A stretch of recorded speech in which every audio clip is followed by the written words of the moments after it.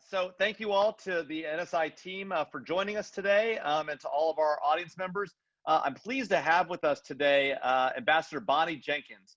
Ambassador Jenkins is a non-resident senior fellow at the Brookings Institution and the president of Global Connections Empowering Global Change, LLC, where she works with academic institutions on issues of global health, infectious disease, and defense innovation. Ambassador Jenkins is also the founder and president of Women of Color Advancing Peace, Security, and Conflict Transformation, which is a nonprofit organization at the forefront of some of the issues confronting our society today. From 2009 to 2017, Ambassador Jenkins served at the Department of State, where she was coordinator for threat reduction programs in the Bureau of International Security and Non-Proliferation. In that role, Ambassador Jenkins coordinated the State Department's programs and activities to prevent weapons of mass destruction and terrorism. She also served as the U.S. representative to the 30-nation G7 Global Partnership Against the Spread of Weapons and Materials of Mass Destruction, and served as the State Department's lead of 4 national security summits that took place from 2010 to 2016. She's also a leading official in the launch and implementation of the Global Health Security Agenda. Ambassador Jenkins has served in a variety of roles, including at the Ford Foundation, at the National Commission on Terrorist Attacks upon the United States, the 9/11 Commission, and as general counsel to the U.S. Commission to assess the organization of the federal government to combat the proliferation of WMD. So we're glad to have you here, Ambassador Jenkins. It's exciting for you to be here with us today. We've got a great crowd of folks from our advisory board, our fellows, and some members of the public. And so I want to, jump right in. And, you've had a long and storied career. I mean, you've got degrees from Amherst and SUNY Albany Law School, and LLM from Georgetown, a PhD from UVA. I mean, more degrees than I can count. You served as a PMF at DOD, a lawyer and consultant to many commissions, including the 9/11 Commission. I mean, again, a professor at, more institutions of higher education than even you've had degrees from. I mean, it is amazing. Tell us how did you get here? How did you end up becoming a leader when it comes to non-proliferation, health, global health issues, and now your new role as the head of WCAPS? Tell us about where did all this come from? Well, first of all, thank you for inviting me here today and allowing me to share this time with you. I really do appreciate it. And welcome to everyone who wanted to join today and chat with me. I don't know, where did it all come from? It's hard to say, because when I'm from New York, I'm from the Bronx, and growing up there, I certainly didn't have all this in mind. I knew I wanted to work for the federal government. I mean, that's Right. the one thing I knew. And so I went through city government in New York, and I went upstate to Albany so I could work in the state government offices. And fortunately landed down here in the Washington, D.C. area. And I was very fortunate to get involved in the work that I do just by being a presidential management fellow at the Office of Secretary of Defense, where I was as a lawyer in the international law section. And that's when I got exposed to the issue of weapons of mass destruction. And that started me down a path where I've been doing that work ever since, being a PMF.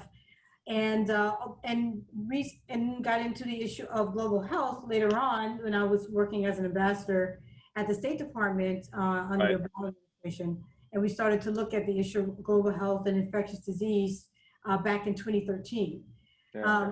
So really it started with my coming down to DC, being a PMF, one thing led to another, and just being involved in the issues of weapons of mass destruction and being involved in these different issues of terrorism and global health. Yeah. Now, Ambassador, so you grew up in the Bronx, right? We know that diversity is a huge issue in national security, right? I'm interested to know sort of what got you interested in these topics. First of all, I grew up in the Bronx and wanted to work for the federal government. But then, how has it been? And I know we're going to talk about both about proliferation and Russia and China and North Korea. We're also going to talk about diversity later on in the program. But I'm interested to know what was your experience sort of growing up and thinking about doing this, and then actually when you got into the field, you were a PMF at DoD and you're rising up. Did you experience challenges? Did you have mentors? And if you had mentors, they looked like you. Like, talk to us about that for a moment. Well, growing up in New York City in the Bronx, I mean, it was an area where I was growing up with people who looked like me. And then I went to a private high school in New York, but still in New York City, where I was one of few people who looked like me. Right. And that's pretty much been the same for most of my career. And so having been in those spaces and becoming accustomed to being one of few women or people of color and learning how to navigate that field and that situation early on, I think was helpful later on in my career. And I use the word navigate because that pretty much is very much learning how to navigate the different cultures, the different presumptions about what I know and what I don't know, and learning how to deal with that, and also, working now to help others also learn how to adjust to that. Yeah. Um, and I had mentors. I mean, actually, because when I got into this field in the early 90s, there certainly were not many people of color in weapons of mass destruction. There still is not. Right. One of the reasons why I established the organization, to help bring in more people of color into the fields of foreign policy and national security. But I did have I had a couple of amazing mentors who were white men who Yeah. were really good, who never, who knew the field when I wanted to get into it. I didn't really think about how populated the field is in terms of people of color when I got into it. All I know is I Right. wanted to do it. This is exciting. I want to get into this. And I had mentors who never made me feel like I couldn't do it. They never said, well, Bonnie, you're going into a field where there aren't a lot of people like you. I never even Right. thought about it. They never brought it up. It was only after I got into it, I was like, wow, there are that many people like me. But it really does show the value of having mentors, whether they're of color or not. In my case, who made me understand that I could do the work. And there's no reason why I should think I couldn't do it. And having that kind of incentive out there from the very beginning, I think was a very positive experience. Yeah. So you use the term navigate on one side, and sort of about assumptions that people might have, or what you do know and don't know. And then this idea of having mentors. You said actually you can do these things, and there's no question that you have the knowledge and the skill set, and you should do these things. Tell us about that first part, right? Tell us about what do you mean about presumptions that people have about what you know and don't know? Well, I think that, when you're in a situation where you're the different person, or you're a person that's in not in a predominant culture or predominant situation, there are there's racist views out there. There's views about that are instilled from culture, from American culture, about what people of Black and brown can do, what women can do. So when you're particularly you're in a space where you're the only one, I think that kind of attitude or feeling is emboldened because there aren't a lot of people to challenge it. Right. And so when you're a different person, you automatically challenge that presumption just because you're there. But there's still, I think, there's a comfort, I think, in the predominant culture to still feel like what we've been taught all of our lives is still cool. This is the way it is. And so you have to figure out how to navigate that, and how to deal with those kind of presumptions and stereotypes that exist. Yeah. Well, I want to come back to this issue later on and talk more about it, because obviously, with the killing of George Floyd, all of what's happening in Kenosha, where my brother-in-law and sister-in-law and mother-in-law live, and across the country, frankly, as we've seen for months now. I think these are issues that we've got to talk about. And we've got to talk about in the context of national security, because these are very real things. The things you describe, right, the presumptions you describe, remain an issue today in the national security community. And so, but I do want to talk about some of the big non-proliferation issues. Since we are the National Security Institute, and this is your area of expertise, having served for so long in the State Department, working on these issues directly. So, I want to start with Russia, because Russia's been in the news a lot for covert influence and their work in the 2016 elections, and their likely role in the 2020 elections. But I want to talk about arms control, right? We've spent a lot of time actually trying to make common cause with Russia when it comes to arms control. They've got a tremendous amount of nuclear weapons pointed at us still today. We have the same thing still pointed at them today. Target packages might be modified, but at a moment's notice, the president can use the nuclear football, and off we go to the races, not in a pleasant way. We obviously have a tough situation with Russia, regardless of what you think about the president, whether he's being soft on Russia for whatever reason, or he's too fond of Putin, right? And whether you think that the Obama reset with Russia was a bad idea, right? Or President Bush, frankly, seeing into Vladimir Putin's soul and seeing somebody he could work with. I mean, three presidents in a row have had some sort of, a charitable relationship with Russia, but things are not in a great place with them. We've imposed stiff sanctions post 2016. Congress did through CATSA. The Obama administration was fairly robust with them. Again, being pushed by Congress after Crimea. How does our relationship with Russia, what impact does it have on our strategic stability and these issues of proliferation? One thing we need to understand is we have to deal with Russia, and we have to deal with these issues of nuclear weapons, and we have to find a way in which we can do that. There has to be some kind of a forum, a space for us to have these discussions. For example, we have the START treaty, which is going to be expiring soon. We need to find ways in which we can talk with Russia, Yeah. regardless of other things that are going on. We have to be able to do that. During the Cold War, despite all of the problems that we had, we still were able to have bilateral discussions and bilateral agreements.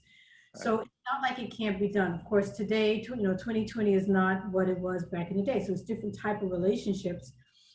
So we can't use it as a total example, but we also still have to recognize that part of our responsibility, part of the responsibility of diplomacy is to be able to talk to people who are not necessarily our best friends. Right.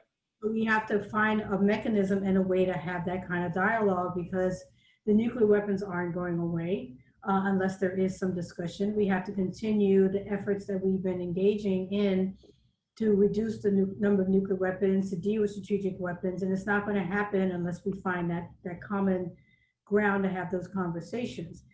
Yeah.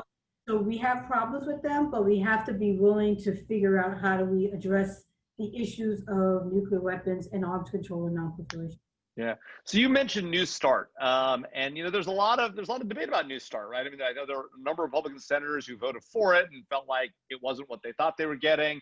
It expires here just fairly shortly, we could mutually extend, right, for 5 years. There are 3 conditions the Trump administration has laid out in order to get extension. Do you think it's possible that we're going to get a deal? I mean, it's very short. Time is short. The election will intervene. Our relationship with Russia is fraught, it's unclear whether even if the president returns to power or Senator Biden, Vice President Biden is elected, what that'll do. So, do you think there's a chance that we get New START extended? The thing is, we can do whatever we want. I mean, so the chance is always there. It's not like something is set in stone that says, the opportunity is there, is written in the treaty that we can extend it. So any obstacles that exist are obstacles that we are creating to make it impossible for us to do. So we can certainly do something. I know the Russians have been interested in moving forward, and they've been for a while. We've had some issues with moving forward, as you mentioned.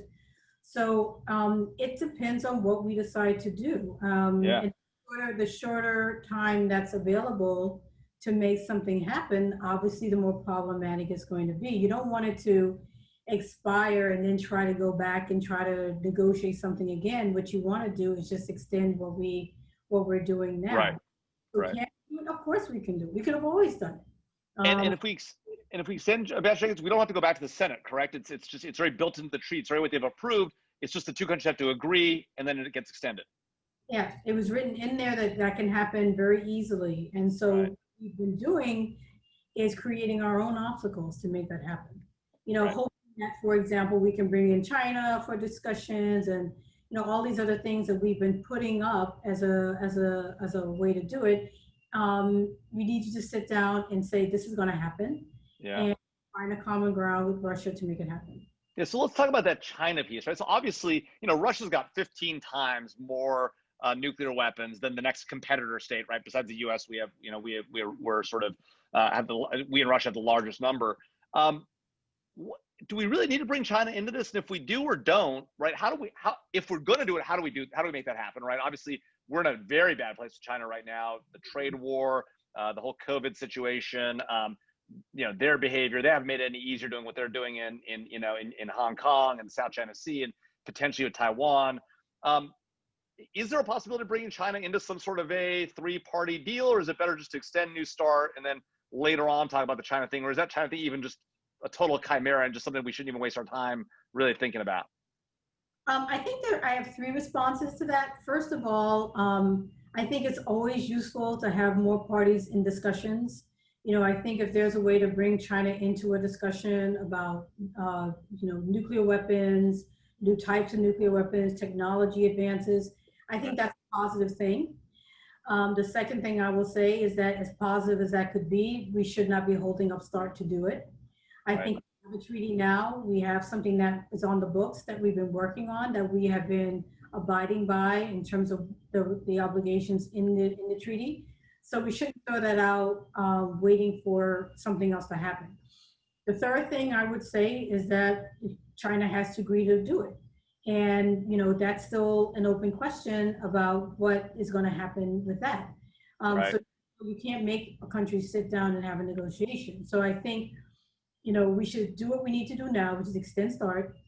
And, if there is an interest to try to bring in China, we can do that. But I don't think we should stop START in the process to make that happen. That makes sense. And I should mention to the audience, I see a couple of questions have come in the Q&A area. Please feel free to put your questions in the Q&A box. We'll be taking questions towards the end, but we'll also ask them along the way if there are questions that fit into the conversation. So, one of the things, obviously, the administration has been very focused on is the threat of North Korea, right? Pivoting away from the Russia-China situation for a moment. And at the beginning of the administration, President Trump was very aggressive and, called Kim Jong-un names. Obviously, there's a challenge right now with the unclear situation of succession in North Korea, if in fact Kim Jong-un is ill or alive or whatever it might be, in his sister. But sort of put that to one side. The president sort of got aggressive on non-pro, and then I have these couple of sessions. What do we think about the administration's approach to North Korea, and is there a potential for some sort of where other administrations have failed? There's nothing sort of today, but do you think there's a possibility of it? And is this sort of more aggressive tone the right way to approach it? I will answer that in two ways. I will say that the beginning, well, we had the aggressiveness at first, as you say, and then the overtures where there was a potential for open discussions. We had the summits. There was discussions back and forth about what could happen. I think that it was an opportunity that even the skeptics, and I was one of them, were hopeful that something would happen. Right. The reason why we were skeptical is not because we don't want success. We all want success. We don't want more nuclear weapons. As a non-proliferation person, we don't want that. It was the skepticism was really about the process for how this was going forward, and the lack of preparation and the lack of short-term discussions leading up to a summit, a real plan for how it's going to happen, the recognition that this is not that easy to do, that it takes time, that there needed to be a plan, that there needed to be an understanding of what denuclearization means. Right. A question about whether that was understood, and you can't possibly have an agreement on denuclearization if there's not an agreement on exactly what that means. There are questions still open to assume that two leaders could just sit down and say this is going to happen on an issue like nuclear weapons. It just doesn't work. Right. We were, non-proliferation folks, myself, I would say, hopeful, skeptical, and now where we are, because I think we did not take advantage of an opportunity. Is aggressiveness the best way to do it? I don't see how that's happening. I don't know if that's, I think there's an assumption that if you're aggressive, that's going to lead to results. I don't think that's shown that that's going to happen. I think what we need to do is try to get more open opportunities, but do it better next time, and and really understand who the adversary is, come prepared to really have a discussion, understand what we're trying to do, lay out a plan, engage the whole government, the experts who know what they're doing, the diplomats who know what they're doing, have State Department involved, people who've been doing this for years. Just do the whole thing differently. Right. And one of the things you've suggested, though, is that maybe we need to figure out how to reduce sanctions and sort of come to a deal like we do with Iran, the joint comprehensive plan of action, with potential snapback if the agreement's violated. And one of the things I'm interested in is obviously we're now in a situation, and there are debates about why we're here and how we got here and why we're in a potential snapback situation. But we have a situation now where the U.S. has raised the issue after having pulled out of the agreement, has raised the issue at the UN of Iran's compliance. To be fair, I think everyone agrees that Iran is not complying. They would point to and say, well, the US backed out, so why should we comply? But they're not in compliance anymore. And the question of snapback has been teed up for the UN, unclear whether they'll do anything. Is the JCPOA really a good model? And what would you say to those who say, the JCPOA failed and President Trump was able to pull out of it, precisely because the administration didn't go and work with Congress to get a treaty and the like in place, and that it was because it was this political agreement completely unsigned? I'm not sure why that makes a difference to me, that it was unsigned. I mean, um, in my perspective, the reason why it failed is because the U.S. did not live up to its side of what it was supposed to do. I mean, there could be. I mean, that's obviously one reason why it failed. I mean, I'm sure there's lots of perspectives out there, but it's hard to say that we put ourselves in a position where we withdraw from an agreement or decide not to implement our side of an agreement when there were obviously things that were going right. The way to deal with that is not to throw out the baby with the bathwater, which is to try to fix it, and try to see, say there are ways, there are things that are working. Let's see how we can make it work better and work with our allies, because we were not there by ourselves. We had other partners, who were there with us. I would have probably approached it a different way. Yeah. And to understand and to recognize that the JCPOA was doing what it was supposed to do, and there were things that still needed to be addressed. Not to say it would resolve the entire problem with Iran, but it was there to resolve a particular problem. And so try to address that problem while you try to address other problems. Yeah. Yeah. So address the breakout time and the like, and then work to address their larger problems in the region. So with North Korea, let's say we went down your path, right? And we started talking about reducing sanctions and doing some sort of a JCPOA like framework. What do you expect the North Koreans would sort of be willing? What can we expect out of them? Can we expect them to give up their weapons? Can we expect them to give up domestic enrichment? Like what can we realistically? Are we now in a position, now that we know they have sort of this capability, or we theoretically know they have this capability, is it now just a question of force size, or is it can we really expect to denuclearize the peninsula? Well, I think it's going to be challenging no matter what. I mean, I think there's a lot of trust issues. There's a lot of history. I think if we were to do something with North Korea, you certainly want to have it like the JCPOA, where you have inspectors on the ground all the time, able to go wherever they want. Although some would say that was an issue with JCPOA, as you know, with the prior military sites, right? And the whole sort of, they take a video, we watch it from far away, scenario.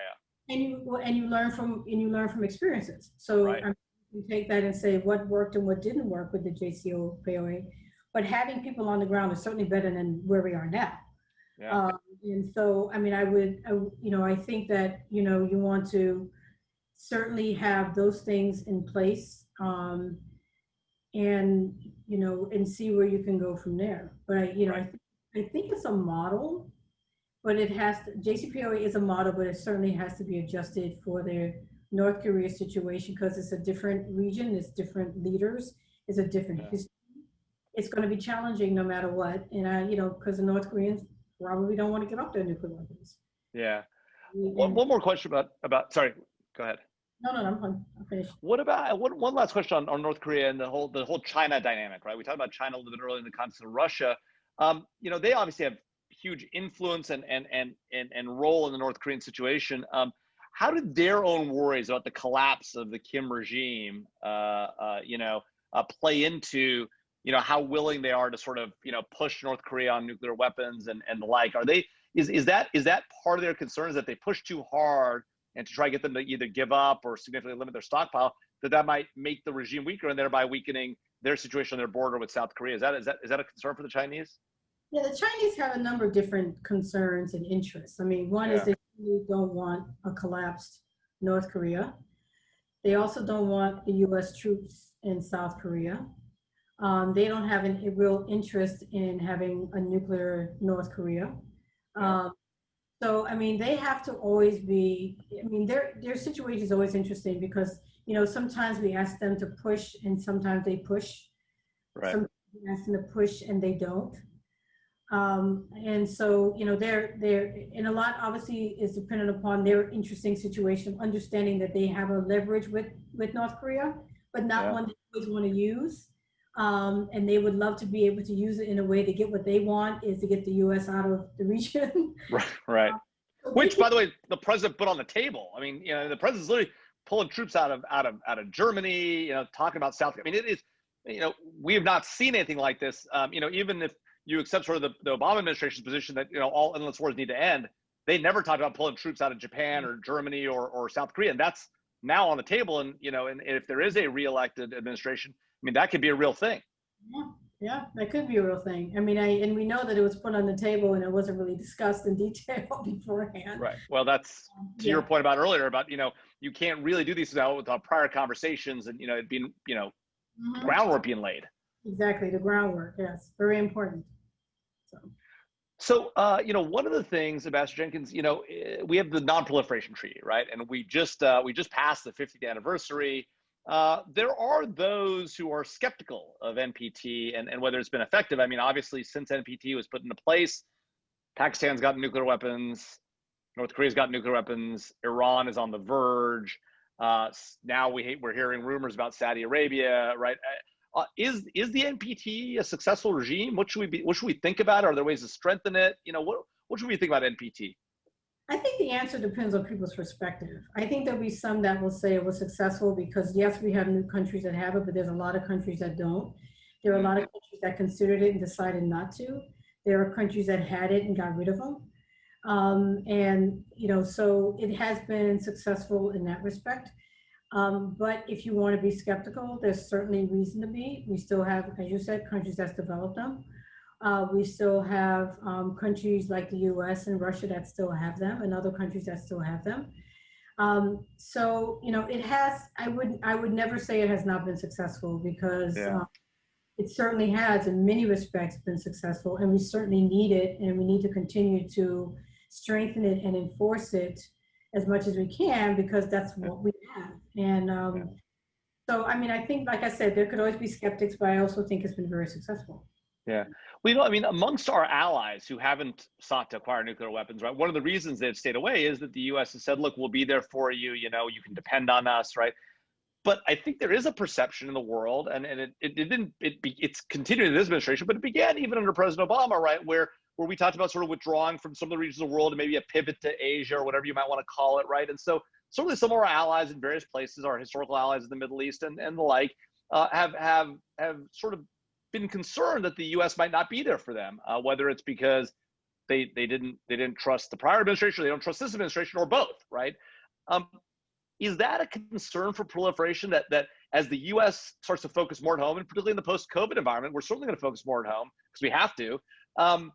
Is there a concern that that's going to cause more nations to say, well, we got to look out for ourselves, and maybe that means going to try to acquire nuclear weapons, like these allegations about the Saudis might be what's going on here? Is that a concern we ought to have?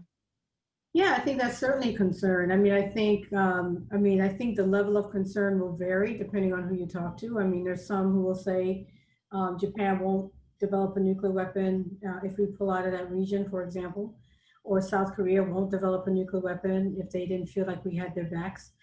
But there are certainly reasons to at least consider it, and because it is something that it will change their thinking. Yeah. It will adjust anyone's thinking who have been relying on the U.S. To help them feel protected against an adversary or another country that may have a nuclear weapon. Yeah. So certainly it's worth considering, and those who are thinking about these issues do factor that in at all times. Yeah.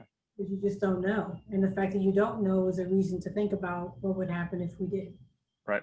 I have a number of questions for the audience. I want to go to those. I have just one more question before I go to the audience questions. And that was, a lot of in this sort of area about what our allies might do and what others might do. We've had this very successful effort to try and give other nations civilian nuclear power through what are called 1, 2, 3 agreements, right? And one of those, a core part of that is sort of this deal that we negotiated with the Emiratis, who just announced their peace deal with Israel.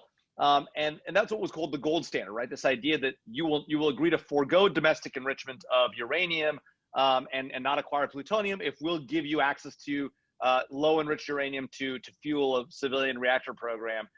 It began, back in the day with the Atoms for Peace program. And so what I wonder is, should we be worried that gold standard situation sort of weakened, post JCPOA with Iran being permitted, even under the JCPOA, to conduct its own enrichment at some level. And maybe that was sort of a fait accompli. They already had it. They weren't going to give it up. The North Koreans had the same problem, right? And if the Trump administration does do a deal with them, again, admittedly, not clear they can, but if they did, it's hard to know whether it would include giving up enrichment. It's hard to imagine that happening. Are we worried the gold standard was sort of like a one-time deal, and it's we're never going to return to it? Well, I think there's a lot of value in the gold standard. So I would hope that that what's happening doesn't necessarily totally destroy it. I think there still is a value in the idea of providing low enriched uranium and low enrichment for obvious reasons. So whether it will, like all of these questions, possibly. But I think we need to do, as a country, we need to do what we can to try to keep it going for obvious reasons. Right. I think that's right. So one of our guests asked, we seem to have a degrading relationship with all of our adversaries, the big ones, China, North Korea, Russia, Iran, and that they seem to be emboldened by the current administration, the current racial tensions in the United States. We saw the Chinese sort of infamously from the podium at the foreign ministry saying, being so concerned about the plight of Black Americans, right? Of course, they're interning 1 million Muslims in Xinjiang, so whatever. It's hard to imagine they're really that concerned. But what can we do to reestablish the perception amongst particularly these four major adversaries that testing the U.S. could be a mistake and could be folly, right? Do we think that there's anything we can do to sort of reestablish, in some sense, deterrence? Well, it depends. We have been living under the guise of deterrence for many years, even though we've had many, many problems here. And I think we need to, it's not as if, like you're saying, what the Chinese is saying, considering their own situation, you can't, you can't throw stones if you live in a glass house, right? So, right. They're not in a position to do that, but at the same time, we are also being a lot more exposed, more than we have been. We've been living under a pretense that things are a lot better than a lot of us know they really always have been. Right. So I think we need to decide, what do we want our perception of the U.S. to be? Do we want to be dealing with these issues, to be honest with the fact that we have these problems and that we can be a strong country if we actually address them? Or do we want to just go back and say, oh, we're just as strong as we always have been, just forget all this stuff that's going on? I think it's a time of reckoning for us to really think about. Right. What do we want to be? How do we want to be perceived? Right. And can we live to ideals that we've set for ourselves back in the Declaration of Independence? I think everyone can agree we have not yet lived up to those. Mm-hmm. Yeah. So Paul Rosenzweig, one of our NSI Advisory Board members, asks, what's your recommendation for the first steps to be taken by the next administration, whether it's a re-elect or a Biden administration, to reestablish deterrence? Is it possible to do that? And if so, what would you say, like the one or two things you might do in the next administration, to make that happen? I would go back and probably do a reevaluation of our deterrence theory, and look at it and really understand what changes and what challenges we have now. Some based on what you were saying about the perception. A lot of it deals with where we are now with our nuclear weapons, our relationship with our allies, our relationship with Russia. I wouldn't go out and just start saying this is it. I would just start to reevaluate and really get an assessment of where we are before we go out and go forward. Deterrence theory is very important, but I think we need to do an assessment of where we are with these things right now. Yeah. One of our other guests asked about cyber weapons, and if you don't, if we don't talk about it, it's fine. But they're asking whether it's possible to use forensics to figure out who's behind some of these cyber attacks and then go after them in a court of law. Is that something we should even be?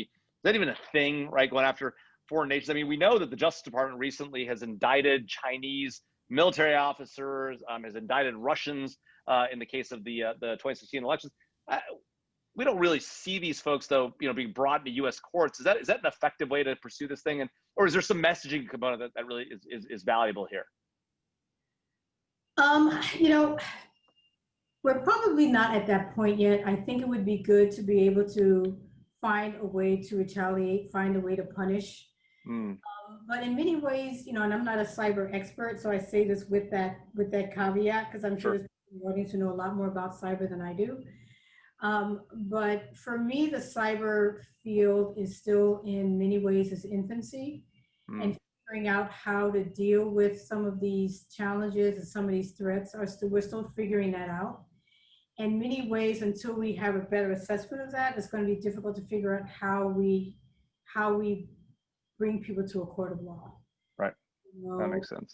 what are the international rules and regulations about the way in which things are supposed to happen? You know, what is the Yeah. international law on this? Is there a behavior out there that we're regulating? You know, we know things are bad. We know what Russia did is bad. We know that. We know that things that North Korea has done is bad. But how are we going to actually punish? How are we going to regulate it? Those things, in my perception, have not really been decided. Yeah. Um, So, but I sorry, would go love ahead. if there was a way to bring Russia to a court of law. If there was a court of law that existed to Right, do that, I mean, right, there's a National Court of Justice, of course, which the U.S. is not a particular fan of.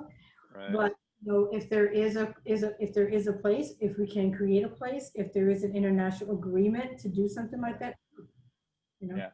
Well, yeah, and we signed the Rome Statute, but obviously have never ratified the like. So, so we have two more questions on non-pro, and then I do want to pivot to these issues of diversity that are affecting our nation, and we have a question already on that also. So, Rizwan Lada, one of our visiting fellows, asks about South Korean and U.S. relations, and is concerned that the administration's rhetoric may have damaged our relations with the Republic of Korea over the long run. But what he wants to know is, whether President Trump gets reelected or Vice President Biden takes his oath of office in January, what can the U.S. do to maintain and strengthen this extended deterrence posture, sort of the extension of our umbrella in some sense to East Asia? Is that forever shot now that we've talked about? We've sort of floated the idea of pulling troops out of South Korea and Japan. I don't think anything is forever. I Yeah. think, you know, it's just a matter of deciding that we want to reestablish our relationships in whatever way we want to do it. You know, there's nothing out there that's saying it can't be done. I mean, everything about diplomacy, everything about foreign relations is not everything. I don't like to say everything about anything, but so much of it is about our approach, our policies, our decision making, the way in which we want to engage. And if there was a decision by the administration, whichever administration, that we wanted to go back and reestablish, reaffirm, whatever the action word is, we can do that. You know, it's not as if anything that we've done cannot be fixed. Of course, if we think if something is so damaged, the other side may not want to. Right. And that's just a matter of what can we do to fix that problem? Yeah. I don't think we're there yet. Gotcha. Well, that is good to hear. Stephen Jackson, one of my former students, asked about how the U.S. should respond to allegations that the Wagner Group, these Russian mercenaries, right, deployed chemical weapons in Libya, and how should that affect our relations with Russia going forward? We've obviously heard about the stuff in Afghanistan, the bounties and the like. All the stories broke, and really hasn't appeared to have a huge impact on the president's fondness for Vladimir Putin, and Congress hasn't really stepped up to, like they did with either Crimea or frankly 2016 elections. So how should we be thinking about that? And if there's a new administration, should they be imposing some sort of penalties on Russia for this Wagner Group involvement in chemical weapons and the Afghanistan bounties allegedly? Yeah, what should we be doing? We should definitely be a lot harder on Russia. I mean, the stuff that we heard about in Afghanistan, all of this, we should not be giving them a pass on any of it. Because these are things that are, the threats to our troops, all of that is just a whole other category that we should not be dealing with. But, all of these actions that are pushing the envelope in terms of what the U.S. will tolerate, what the U.S. will put up with, and not being pushed back, is not really good in terms of our relationship and in terms of our perception. Yeah. Our perception internally and externally, and we need to push back. We have, we're not really doing that. We're not really setting any kind of standard for what is it that we're not going to be putting up with anymore. Yeah. So it's been a great conversation. I do want to pivot to sort of the events that are taking place in our country. I know we talked about them at the top for a little bit, particularly in your own experience as you grew up through the national security community. But you know, there are these events that have taken place, like the killing of George Floyd, you know, Ahmaud Arbery, Breonna Taylor, and the like. These obviously have deep roots, right? And not just in our founding generation, but also, you know, people like to say, you know, people like to talk about, well, you know, they're hundreds of years ago, right? But the truth is that we've had legally enforced, you know, racism in our country through the 1960s, right? And they were in our laws. We had separate but equal, and there were separate fountains and places of business and the like. You've been working on this issue for years, and you've said that having more diverse voices in the national security field is going to be really important, right? Particularly in these hard security issues like the ones you worked on, right? Nuclear proliferation and the like. Why do you think it's so difficult for people of color and particularly women of color to break into this field? Is it just sort of the old saw of male dominance? Is there something else going on here? And what can we do to address that issue? Is it just a matter of getting folks like you to be role models and mentors, or is there something more we can be doing more proactively? Well, a couple of things to start out with. First of all, I mean, this is a systemic issue that's been around way before the 60s. I mean, this is just our culture. And our culture, I mean, racism is a part of our culture. And so it's something that has been part of us from the beginning. And we need diverse voices in all fields, not just national security. We need them in all our all parts of life in America, because America is diverse. The national security field has a lot of issues in terms of diversity. I think that it may be because, I mean, I think there's a lot of reasons. One, it's not always the most welcoming field for diverse voices. I think that it has been for so long predominantly within the hands of the dominant culture that is very resistant to diverse views. There's a perception of we know what's best for the country because we have been the most educated, the most privileged, we know what's best. I think it permeates overall thinking in the field.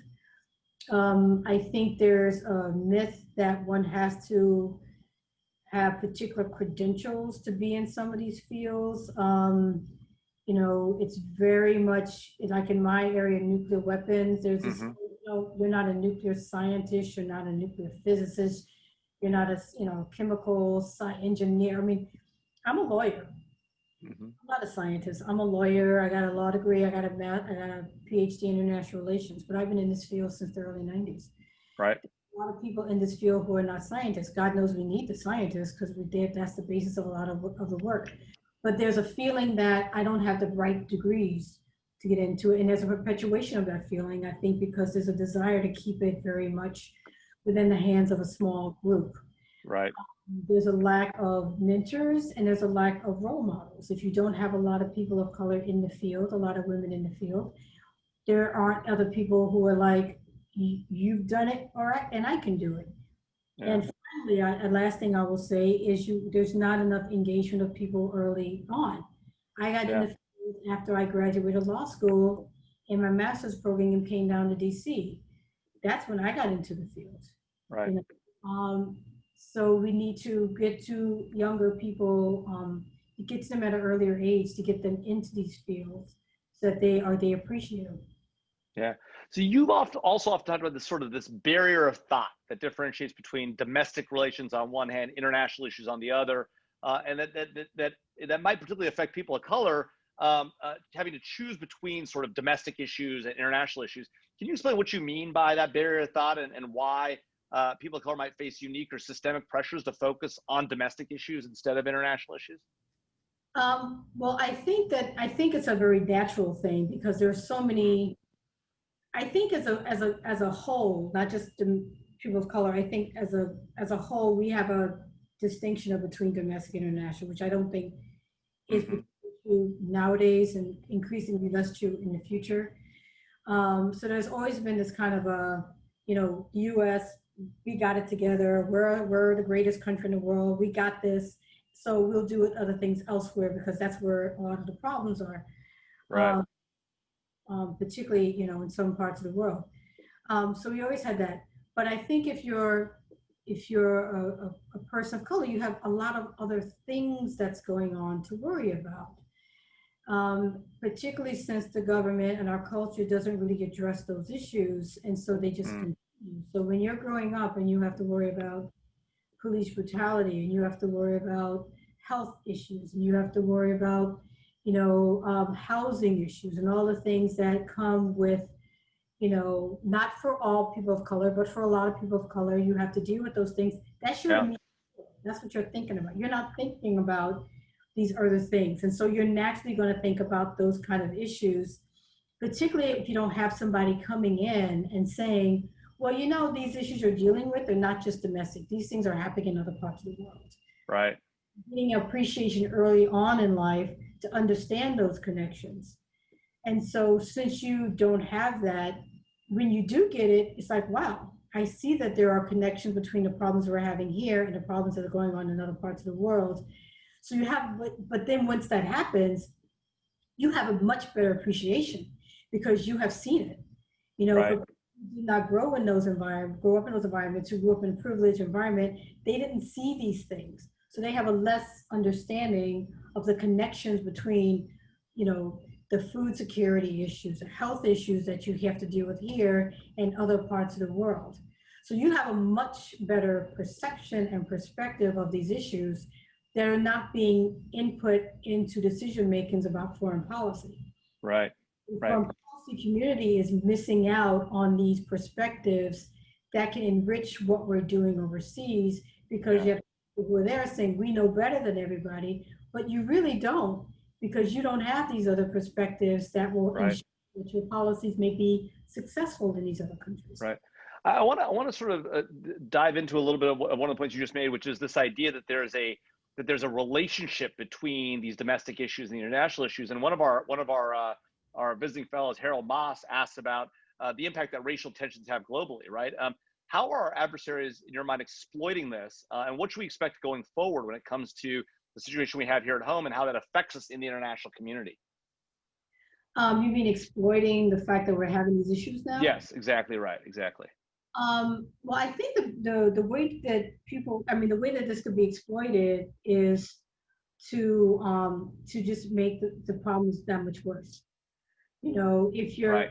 you're Russia and you want to interfere in our elections, Like they did in 2016. yeah, it's perfect. It's like, well, we couldn't have, and we couldn't ask for a better situation. Right. Exploit this racial issue, and they knew it back. They've always known it. Right. They our politics, very well. So yeah, they knew they could do it in 2016, and now it's like we're giving it to them on a silver platter. Right.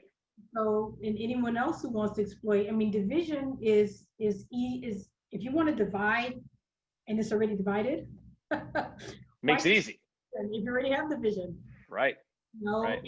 and that weakens a country. That kind of internal division, like a family, internal division weakens the entire family. Internal divisions weakens the United States. So it's not in our interest to have these kind of divisions. Right. Now, I think that makes a lot of sense. And one of the things that was raised with us early on was when these events started happening and the killing of George Floyd happened, was that what we do in this country can have an impact on how we're perceived and our ability to sort of move our allies and actually move our opponents overseas. Do you agree that sort of the way we handle our domestic affairs has a significant impact? I'll be candid with you. Early on, I was skeptical whether NSI as an institution should speak out on these issues, or I sort of was of the view, well, these are national security issues, these are domestic issues. I sort of had that sort of there's a clean line between the two, and I was convinced by people like Harold Moss that in fact that's wrong. What help me understand what your thought is on what impact the way we handle our business at home has on the way that we can effectuate our own goals and interests overseas. I think for a very long time, like I said, these issues of racism have been with us, since the beginning. And for a long time, we have been able to push them under the rug and say, we're the greatest country on earth. We can be the greatest economy, the greatest military. And that's fine. But, you know, when we have been exposed the way we have, in a different way than in the 60s, because we have so many more outlets to be exposed. Right. And there's so much more, there's so, the amount of protests, the people who are protesting, the diversity of protests, the effect that it's having around the world, has really, I think, created a situation where we have to deal with this in a way we never had to deal with before. Particularly since you have a lot of young people who are in the mix. So a lot depends on how the administration wants to handle it. I think the administration doesn't see this division as a weakness. I think this administration sees division as a way to be strong and to get what they want. But I think that's kind of short-sighted. Yeah. And, you know, we'll have to see how well we are able to put it under the rug. We have two options. We can either say we're going to put it on the rug and say, we're still great, we're still wonderful, come work with us, and that might work. Or we can say, we have some real issues to deal with. Let's reinforce our relationships that we have damaged with our allies the last few years. At the same time, we also try to deal with our internal issues and be upfront and real about them. Yeah. Does that mean if we are willing to show our weakness, our problems, does that mean that we are actually a weaker nation, or does it mean we're a stronger nation? Yeah. So let's talk about that. Yeah. Let's talk about that last point. For all the last few years, we've dealt with it like, it's okay, we're fine, we're good, you know, we're still strong, don't worry about that stuff. Right. But I don't know. Does that still work now? I don't know. Yeah. There are people who perceive, though, that if we admit that we have problems or that we haven't done right by people in this country or that we didn't live up to our founding ideals, that somehow makes us less great or we're not able to be that world leader. Can we still be a great country and a world leader while admitting that we have our own flaws and that we need to correct those things and be better? I think that depends on the personality of the person you're talking to. Now, there are those who think that, because a lot of times people, what they say is based on their own perceptions and their own beliefs. Mm-hmm. So I'm a person, for example, who says, I can still be strong, and it's okay if you know I'm not a perfect person. You know, and there is certain strength in recognizing that it's okay if you know I'm not great, but that doesn't mean that I as a whole am a weak person. There are those who feel the opposite, that no, you can't know anything is wrong, and that's what we've been doing. It's okay because we're still a great person. So that's what I'm saying. How we deal with this will depend on how we want to deal with that in the future. So right. We can hide it all, and we can't really hide it anymore. But we can say, you know, regardless of this, so we can always say regardless of this, we're strong. It's just how do you deal with that, because these issues are not going away. Right. We deal with these issues, period. Right. So there's no dichotomy between being a strong country and being a world leader and admitting that we have flaws. I mean, there are people who perceive that you just can't do that. I totally understand why it freaks them out with the thought that we would actually be honest. But the thing is, it's out there. And so we can't hide from it anymore, as you said. Do you admit it, or do you just pretend it's not there and go forward like we have been doing for years? Right. The question is, are we in the same position we were before George Floyd? Right. Are we in the same position we were 4 or 5 years ago when we didn't have the division that is so obvious now? Because it's not like racism just started. It's not like discrimination started. It was always here. Right. Now it's a lot more out front because we have, and I hate to say it, but we have an administration that doesn't mind it coming out in the open. So the question now is, well, now that it's out in the open, and now that we have George Floyd, and now everybody can see what we've been able to hide for so long because we had Americans who didn't think that we had these problems. So it's not just every other people outside, it's us. So a lot of people are waking up to things that, people of color have known have been in this country for years. So now the question is, well, now the genie's out of the bottle in a way it hasn't been before. Do we just pretend we don't have any problems and go forward? Do we be honest and say, yeah, we have problems, but we're going to deal with them? It's, and whether that's going to make you strong or not strong depends on the perception of the leader and it's about how you deal with it. Yeah. We only have about 4 more minutes, and we see we have another question from the audience, again from Harold Moss, who really has taught me a lot about the issues that we face. What's that? We should have a conversation about this. Oh no, absolutely. We did a great session internally to NSI with Harold and Harry Harry Wingo as these events took place. Harold asks, whether we no longer teach really social studies and world history in many U.S. schools, or at least not the way we used to, right? I don't know if it's every generation sort of feels like kids nowadays have it different, right? Maybe we're all just getting older, but he says he raises the point that we have a younger population who are unfamiliar about how we got to where we are, and how concerned are you with the fact that the younger generation lacks sort of fundamental world history and a realistic view of world history? And I'll add a little bit on top of that. A lot of people, including a number of Supreme Court justices, have talked about, both Justice Sotomayor and Justice Gorsuch, have talked about the lack of sort of real civics education, right? And what it means to be an American and be candid about who we are and the challenge we had growing up and what we can do about it going forward. Do you worry about that? I wish we were a lot more candid. I can't tell you the difference I'm like you said, I don't know what they're learning is in schools today, but when I was in college, I double majored, and one of my majors was Black Studies, and so I learned a lot about Black history by majoring in that. But growing up, I didn't learn. I didn't learn a lot of the stuff that I learned. I knew stuff. I knew a lot about things that I pretty much learned on a lot of my own. But history is so important, and history of America, and not a skewed history, but let's be open and real and honest about this stuff so that people don't go through all of their lives thinking that the country is one way and then finding out in 2020 that it really isn't, or being able to easily pretend it's not because, well, I didn't learn that, or okay, let's just kind of go oblivious through the world and thinking things are a certain way. If you grow up and you're a Black or brown person, you have a different perception of America. You just do, because your experience is very different from people who are not a person of color. Right. And so we are just aware of a lot more things, but that shouldn't be just us. People should understand that. Not that they can never really relate, because you can't relate to something that are totally to something else, but you learn and understand.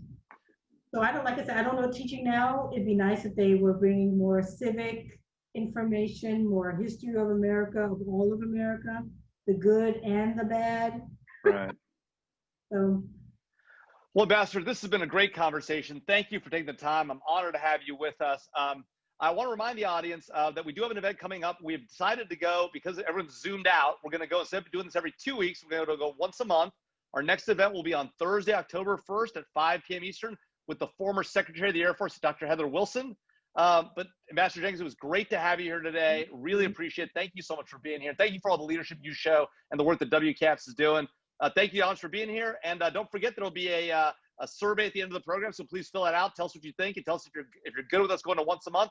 Thanks again, Ambassador Jenkins. Really appreciate it. Thanks everyone for being here. Have a good night. Good night. Bye-bye.